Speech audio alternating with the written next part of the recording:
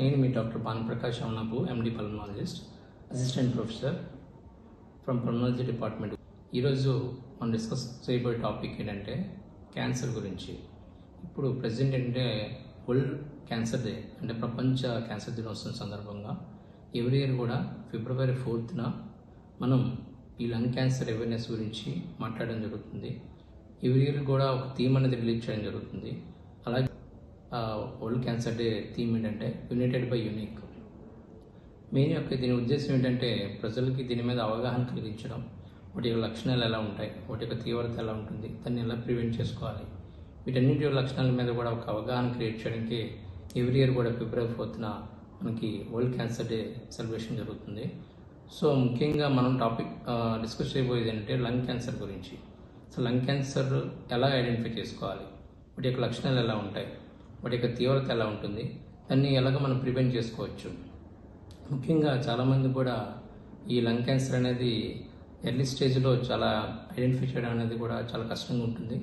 So కొన్ని symptoms అంటే long term అంటే దీర్ఘకాలికంగా దగ్గు రావడం, అదేవిధంగా దగ్గులో రక్తం పడడం, బరువు వెయిట్ తగ్గడం, ఆకలి తగ్గిపోవడం, అలాగే ఛాతీలో నొప్పి రావడం, చెస్ట్ పెయిన్ అనేది కొంచెం బాగా దీర్ఘకాలికంగా ఉంటుంది.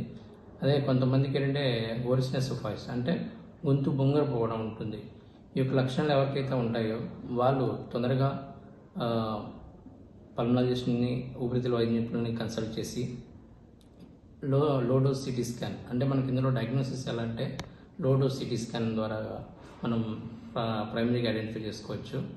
క్యాన్సర్ స్క్రీనింగ్ అని ఉంటుంది. అదేవిధంగా ఎక్స్రే, ప్రైమరీ బేసిక్ ఎక్స్రే తీసుకొని ఏమైనా సస్పెక్టెడ్ లీజన్స్ ఏమైనా ఉన్నాయా లేదా అని చూసుకుంటాం.